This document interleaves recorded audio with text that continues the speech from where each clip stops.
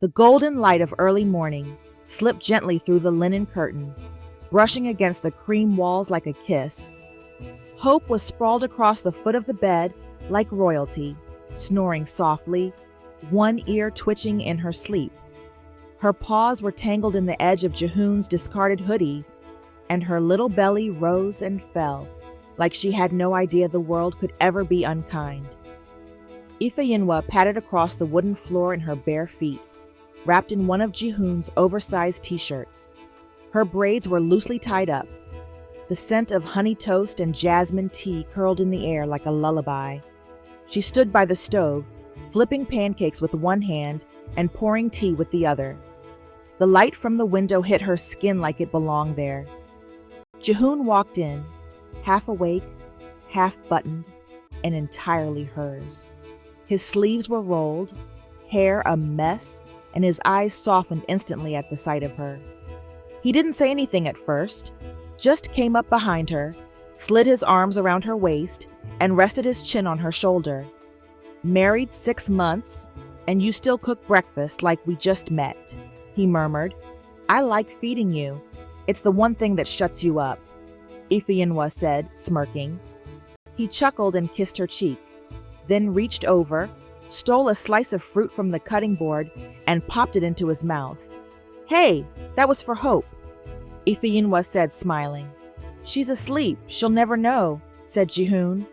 Hope snorts loudly in her sleep, as if offended from the dream realm. They both laughed. The house was filled with small things now. A stack of books on the windowsill, fresh flowers she picked up from the street vendor on Saturdays, a half-finished bookshelf she built herself, a dog bed in every room, but only one that Hope actually used. It was the most expensive one, obviously. There was no drama here, no tension, just breathe and warmth. She handed Jihoon his tea. Ifeyinwa said quietly, almost to herself, "It's quiet." Jihoon raised an eyebrow, sipping his tea. "You say that like it's suspicious." "We've never had quiet before. Not like this," she said. She looked out the window, her fingers trailing the steam from her mug. "Sometimes, I still wake up and wait for something to go wrong." Jihoon smiled softly. "Same. But we don't have to live like that anymore. We're not running, not fighting, just being," Jihoon said firmly. Hope let out a little bark in her sleep. A protest? A dream? Who knows? Ifeyinwa smiled. She doesn't trust peace either. She learned from the best. She leaned back against him. He wrapped his arms tighter. "This still feels unreal sometimes," she murmured. "It's real. I know because you let me drink the expensive tea this morning," he said. She laughed into his shoulder, and for a moment, neither of them said a word. They didn't need to. The quiet held them, software, steady, full. And for once in their lives, stillness didn't feel like waiting for disaster. It felt like home. It started with the hallway incident. Every time Ifeyinwa left the room, even just to grab a charger, Hope was on her heels like a shadow with fur. Her tiny paws echoed through the apartment like a bodyguard in training, nails clicking anxiously on the floorboards. She wasn't being clingy. She was being watchful. "You know I'm not going far, right?" Ifeyinwa said. Hope let out a tiny bark, immediately giving a side eye. It was after dinner. Ifeyinwa had just finished cleaning up, her hands still warm from dishwater. Jihoon stepped behind her, arms wrapping around her waist, lips moving toward her neck, only to be met by a low, threatening growl. Hope was on the kitchen floor, eyes locked on him, tail stiff, ears forward. Jihoon's attempt kiss froze midair. "Did this dog just warn me?" Ifeyinwa burst out laughing. "She's jealous. You've been hogging me." "We've talked about this. I was here first," Jihoon said to Hope, dramatic. Hope growled again, softer this time, but still serious. Unbelievable. By nightfall, it got even weirder. Hope refused to sleep in her usual spot. No matter how many times Jihoon fluffed up her expensive orthopedic dog bed, she jumped back on the bed and curled tightly around Ifeyinwa's stomach. Not beside her, not near her feet. Directly over her belly, like she was shielding something. Ifeyinwa, lying still, whispered, "Okay, this is new." Jihoon stood watching from the other side, arms folded. She's acting like there's a tiny queen inside you, and she's the royal guard. Hope opened one eye, slowly, deliberately, and closed it again. "That's not a denial," Jihoon muttered. The next morning, Ifeyinwa tried to step into the shower. Hope scratched at the bathroom door. She went to grab a delivery bag. Hope blocked the front door like a bouncer. She sneezed once. Hope panicked. That evening, Jihoon sat on the couch with a notebook in his lap pretending to work, while Hope lay curled in the crook of Ifeyinwa's side, breathing in sync with her. "I love her. I do. But at this point, I'm considering charging her rent," Jihoon said. Ifeyinwa laughed, ruffling Hope's ears. "She's just being protective. Dogs do that." Jihoon raised an eyebrow. "Do dogs sense things? Like health stuff?" he asked. Ifeyinwa teasing, "Why? Worried she knows your blood pressure's too high from all that coffee?" "No, Wait, are you feeling different lately?" Jihoon asked. She paused, just for a moment, and said quietly, "Maybe a little more tired. But I thought it was a work stress." "Or?" he asked. Hope tail thumps, whines softly. They both looked at her. Hope simply blinked, curled closer to Ifeyinwa's middle, and exhaled like a grandma who knew everything and wasn't about to explain. Jihoon shaking his head. "I swear if she's right." Ifeyinwa smiled.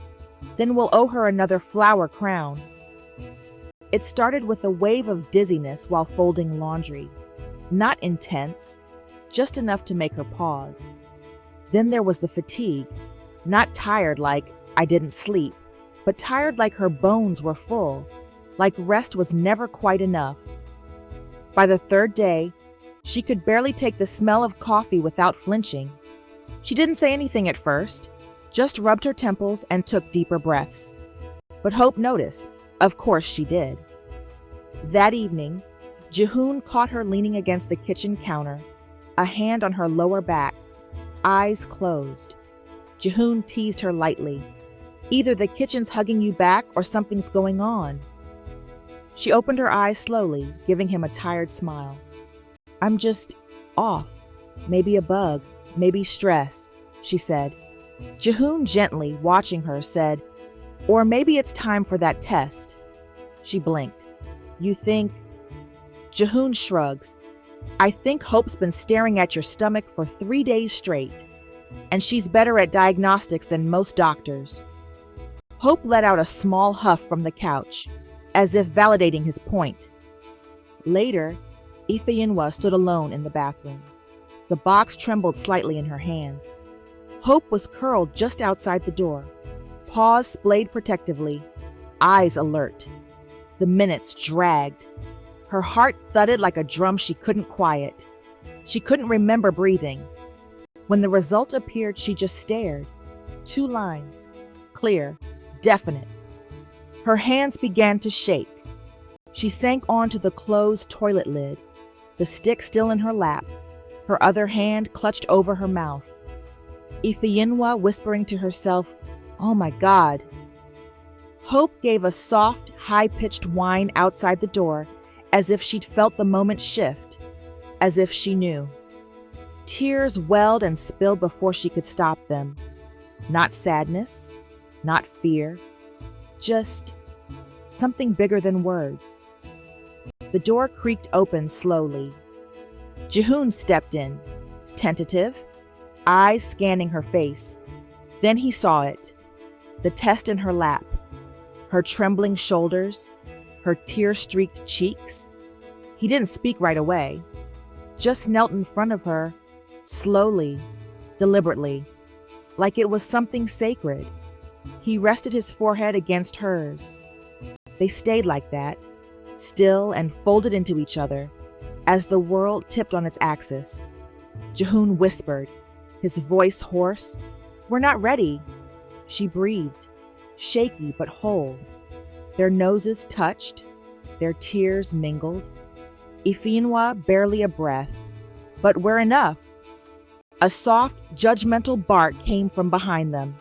They both turned. Hope was standing in the doorway now, tail wagging gently, but her eyes, very serious. Jihoon, choking out a laugh. She's already over it. Ifeyinwa, wiping her tears and smiling through them, said, "No." Hope saying, "Finally." They laughed, exhausted and overjoyed all at once.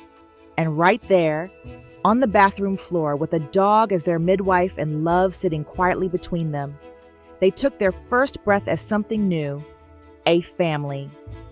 In their bedroom at 2:04 a.m., the world outside is asleep, but inside, a gentle unraveling. The room was quiet, except for Hope's soft breathing, her tiny snores rising and falling like waves.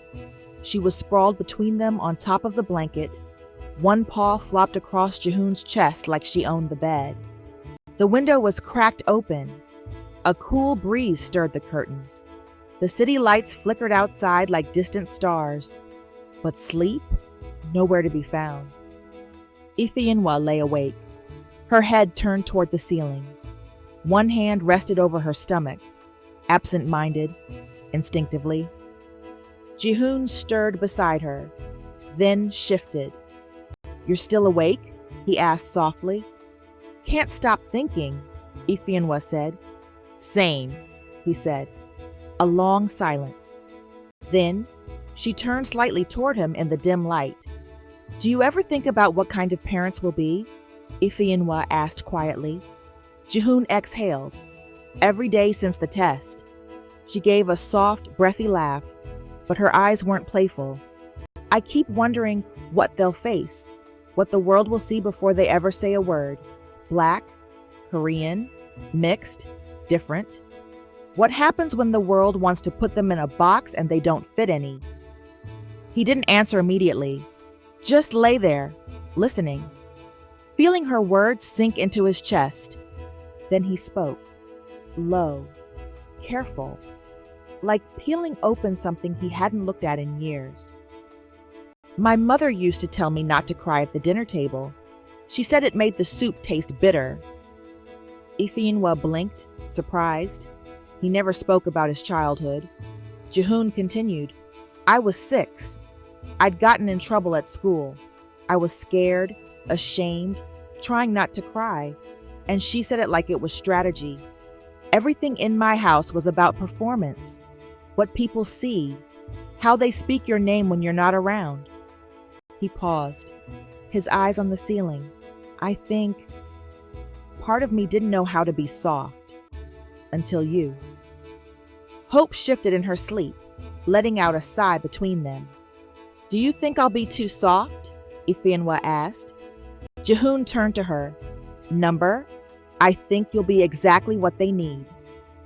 She stared at him, eyes rimmed with quiet worry. Ifeyinwa barely a whisper. "I don't want them to feel out of place. Not in this country, not in their skin, not even at home." Jihoon reached for her hand, their fingers tangling gently. "They'll know love like it's air," he said. She smiled, tears brimming but not falling. Ifeyinwa whispering, "And they'll never wonder if they belong." "Not for a second," Jihoon said. They stayed there, fingers laced, hearts steady. In the glow of that 2 a.m. hush, with hope sleeping between them and the promise of someone new quietly growing inside her, they spoke the kind of truth that doesn't need fixing, just naming. And maybe that was enough. The city had begun to quiet. The wind moved gently through the trees, rustling early spring leaves with a hush that felt like peace in motion. The sky was bathed in soft gold, that in-between hour where day leans toward night, but isn't quite ready to let go. They walked hand in hand. Hope trotted just ahead, her tiny sweater buttoned up the front, tail flicking with confidence. She had a pep in her step, like she owned the entire block. As they turned a familiar corner, Ifeyinwa slowed. Ifeyinwa said softly, "This is it. This is where I found her." They stopped. There was the bench, still the same. A little worn, one side of it chipped. "You didn't find her. She found you," Jihoon said. Ifeyinwa smiled, eyes distant but warm. "She saved me." Jihoon said nothing for a moment, then gently tugged her hand. "Come on, there's something I want," he said, smiling. They ended up at a food cart on a quiet side street, tucked between a bookstore and a flower shop that smelled like lavender and ink. He bought them hartak, fresh off the pan, warm syrup oozing from the center, steam curling in the air. Ifeyinwa laughed. "You always get it all over your face." Jihoon was already chewing. "That's part of the experience," he said with a mouthful. She reached up and wiped a dot of syrup from his chin with her thumb, the way you do when you've done it 100 times and still want to do it 100 more. Jihoon, watching her, quietly said, "You do that every time." "Because you forget every time," she said with a smile. He caught her wrist gently in his hand, turned it, kissed her fingers, slow and deliberate, like it was the first time, like he hadn't already kissed every inch of her a dozen times. Jihoon softly, eyes steady on her. "Everything good in my life started with you. Or the dog, one of you." She burst out laughing, nudging him with her shoulder. "Hope is the backbone of this family," Ifeyinwa said. Hope barked once from behind them, probably in agreement. They kept walking, slowly, no destination. Just the feel of sidewalk underfoot and Seoul glowing around them. And as the breeze stirred her coat and his fingers brushed hers again, they both understood something they never used to believe. Love doesn't always have to fight to be real. Sometimes it just walks beside you, quietly, software, on purpose. The room was smaller than they remembered. They had walked into it with paint cans and wild ideas. Something modern, soft beige with golden moons and stars, maybe a splash of green. But now that the furniture boxes were open and Hope had claimed a corner rug, it looked like a war zone. Jihoon grumbled, "How does this piece connect to any of the diagrams?" He sat cross-legged on the floor, frowning at the crib instructions like they'd personally insulted his ancestors. Ifeyinwa stood barefoot in old sweats and one of his hoodies, holding a roller soaked in pastel green paint. A stripe of it was already across her cheek. "Maybe if you stopped refusing to look at the YouTube tutorial," she said. "I went to business school. I should be able to build a crib," Jihoon said. Ifeyinwa deadpanned. "That explains everything." Hope, unbothered, let out a loud huff from her throne of pillows, which was currently short one, because she had chewed through the corner of a decorative cushion and left stuffing like snow all over the floor. Ifeyinwa laughed. "She's making her opinion on the color scheme very clear." "I think that was her protest against not being allowed to sleep in the crib," Jihoon said. "She's lucky she still has a bed after yesterday," said Ifeyinwa. They locked eyes, then both burst into laughter. Later, with the crib finally upright, though slightly wobbly, and the walls half finished, they turned on a playlist. Random, shuffled, chaotic. Something soft came on first, then old school R&B, then K-pop. Ifeyinwa danced while rolling more paint onto the wall, her movements slow, playful. Jihoon watched her for a beat, then joined, pulling her close by the waist, smudging paint on her shirt in the process. "This is not OSHA approved," Jihoon said, grinning. Ifeyinwa, smiling and swaying with him, "Neither is your crib." she said. They moved together, laughter tucked into their shoulders, the scent of fresh paint in the air, music playing like the future had already begun. Later still, after everything was quiet again, they sat on the floor. The paint was drying. The crib stood proudly in the corner, less of a hazard now. Hope had curled herself up beside it, nose tucked under her paw, tail wrapped tight. Ifeyinwa, watching her, asked, "She knows she's not getting replaced, right?" Jihoon smiled. "She'll make sure of it." They leaned into each other, soft with exhaustion, their fingers tangled between them. Outside, the night had folded around the city. Inside, a family was unfolding. The house was hushed.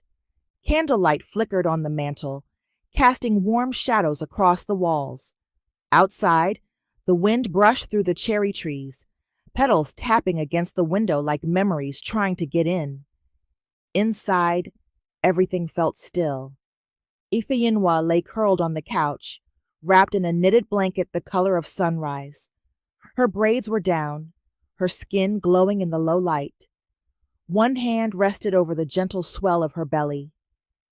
Jihoon sat beside her, legs folded, one hand holding hers, thumb tracing slow circles across her palm. He looked at her like she was something he'd never stop learning to love. Hope was curled at their feet, chin resting on Jihoon's slipper, tail flicking contentedly. Her place, claimed, permanent, proud. Jihoon asked quietly, "You good?" Ifeyinwa smiled softly, eyes half closed. "I'm full, like joy full, like soup full, just full," she replied. He chuckled, reached for something behind the cushion, a small, wrapped object. She blinked at it as he placed it gently in her lap. "Another gift? I just praised you yesterday for not spoiling me." "Consider it a relapse," Jihoon said, smiling. She peeled back the paper slowly, revealing a leather-bound journal, deep mahogany brown, soft and familiar in her hands. She opened it. The first page read, in Jihoon's handwriting, "For all the first we haven't met yet." Her breath caught, tears prickling her eyes. "You really are getting good at the soft stuff," she said softly. Jihoon, smirking, voice low, "Only for you and her." He nodded toward Hope, who perked her ears at the sound of her name. "And the baby," Ifeyinwa said. Jihoon mocked reluctant, then softly, "The baby too." A silence settled then, not empty but whole. Jihoon murmured, his forehead against hers. "Home used to feel like a place. Now it feels like you." Hope gave a sleepy sigh beneath them, paws twitching like she was dreaming of something beautiful. Ifeyinwa looked at them both, her unexpected family, her impossible, soft miracle. "Love didn't save me, but it gave me a place to start over, and this time..."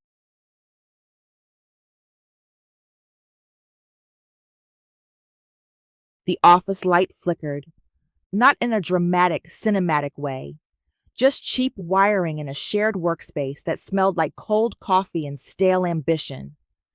Toby sat at a desk that wasn't really his, under a company logo that was still in beta. The printer jammed 3 times that morning. The CEO, barely 24, walked past him without a second glance. His laptop pinged. He didn't even blink. He already knew what it was. Another mention, another article, another photo of her. He opened it anyway. And there she was, Ifeyinwa, hair twisted into a crown of braids, wearing a tailored white dress that hugged her growing belly like it was made for miracles. One hand rested over her bump. The other held a champagne flute of ginger ale. She was laughing. The caption read, "From abandoned to empowered. Creative visionary, Ifeyinwa Kweku, Host intimate baby shower with CEO husband Jihoon Kang. Toby's eyes scanned the photo before they landed on the man beside her. Jihoon, in a charcoal suit, holding her close without holding her back. His gaze was soft, focused, worshipful. Toby's throat tightened.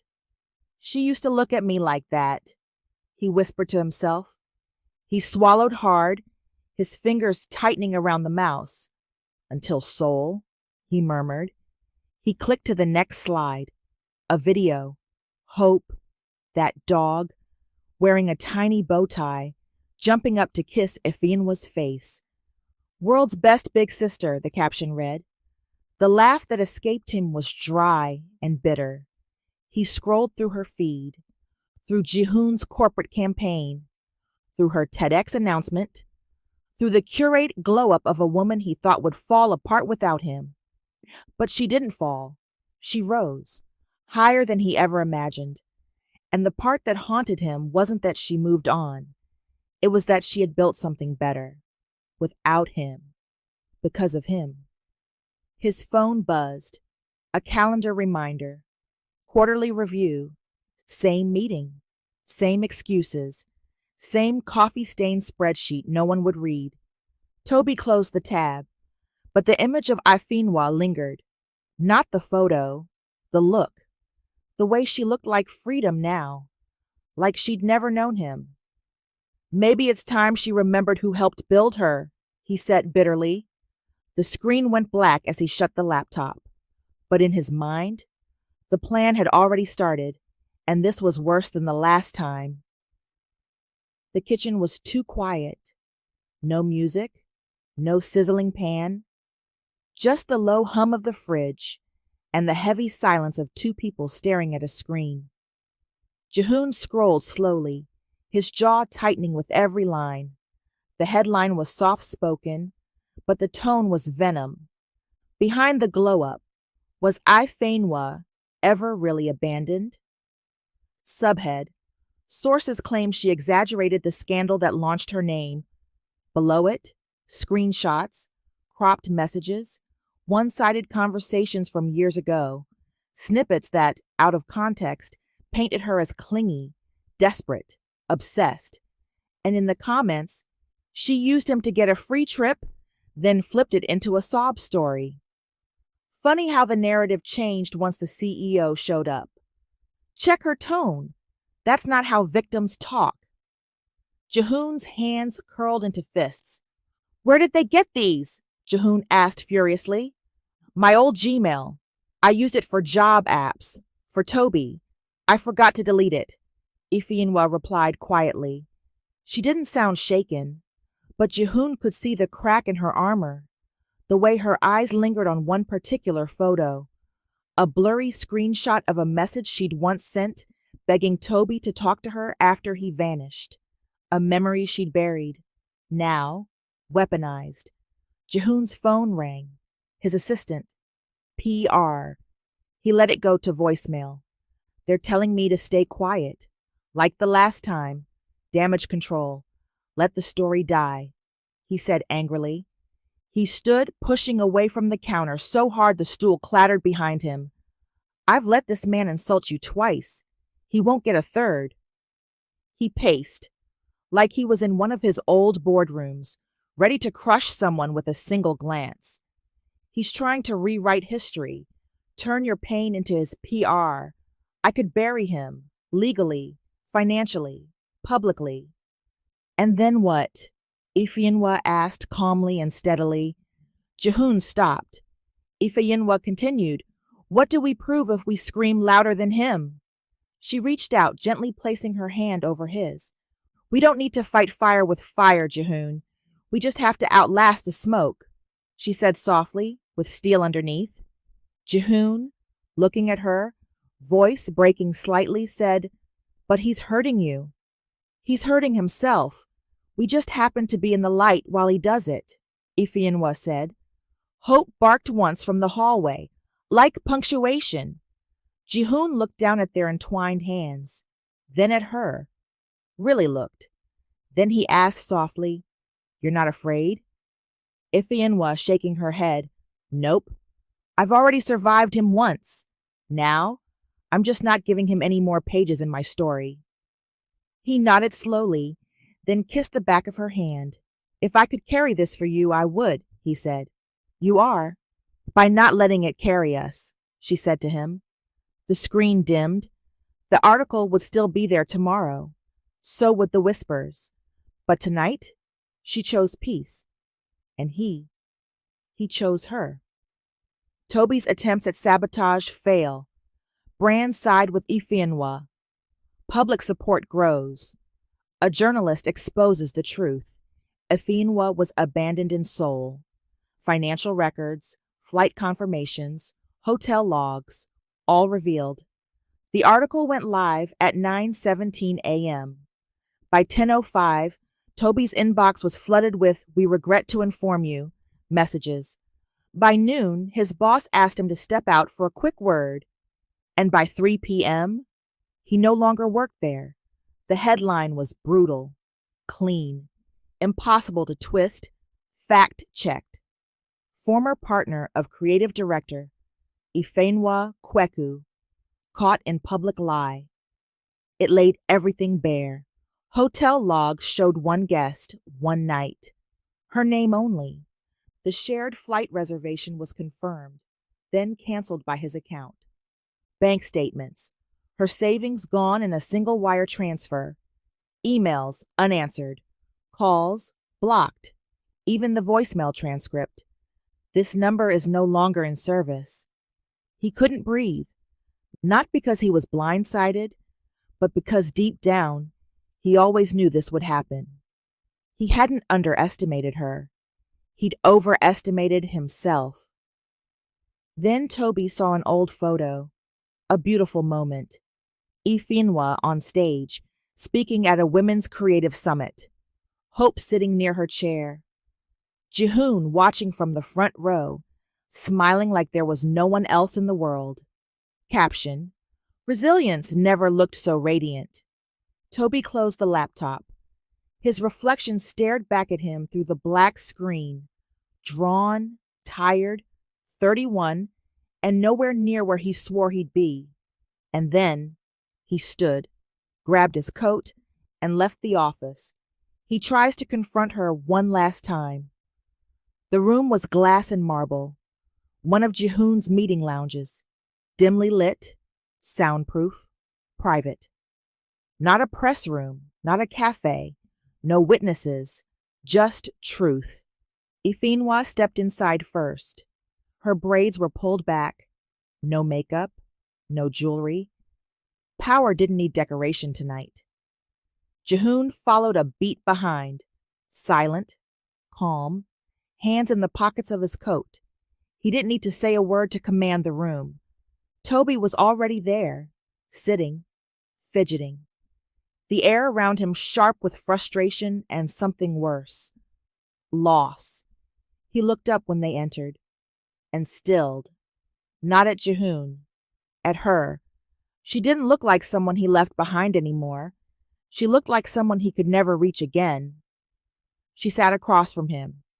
Jihoon stayed standing behind her chair, quiet, unreadable, but there. Toby with his voice shaking.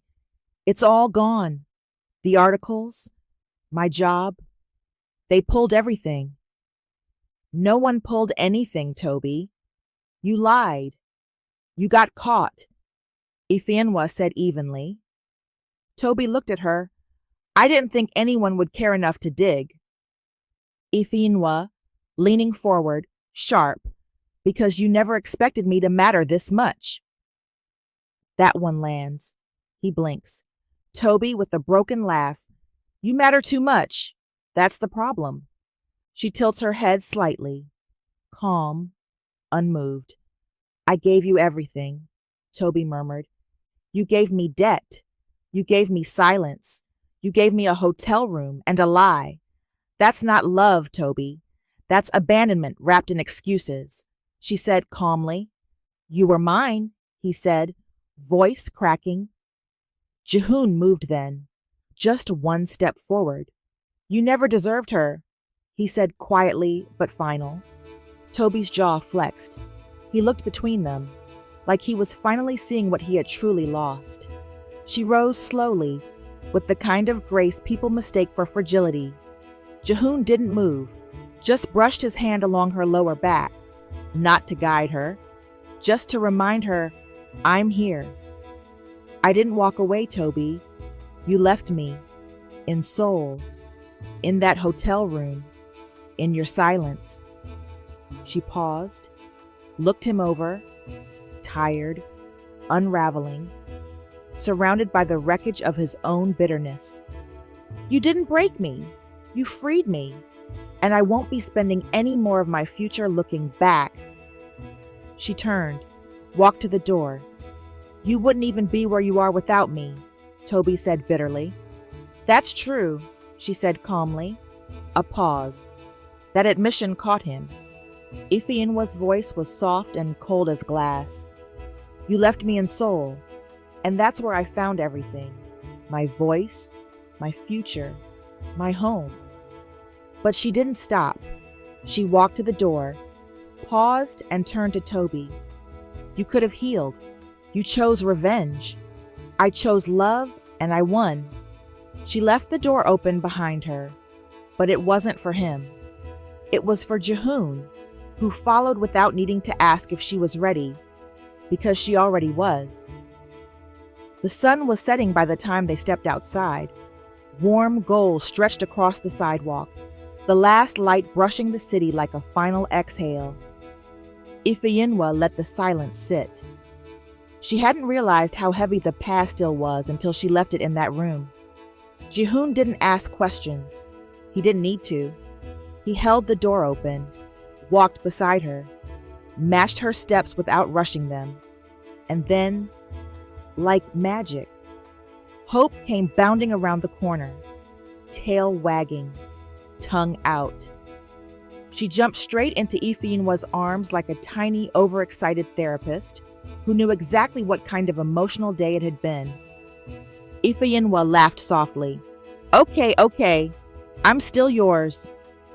Jihoon reached out, brushed a hand over her back, then pulled her gently into him. Hope still squished happily between them. He kissed her temple. We done looking back? She paused, looked up at him, eyes clearer, shoulders lighter. Completely, she said, smiling. They stood like that for a while. No drama, no cameras, no enemies left to fight. Just her, him, and a small, fluffy dog who'd witnessed the whole journey. Closure doesn't always come with an apology. Sometimes it's just the moment you stop needing one. She was once abandoned in a city that didn't know her name. Now, she's holding everything she thought she lost. A love that chose her every day. A home she built with her own hands. A baby born from healing. And a little dog named Hope, who never let her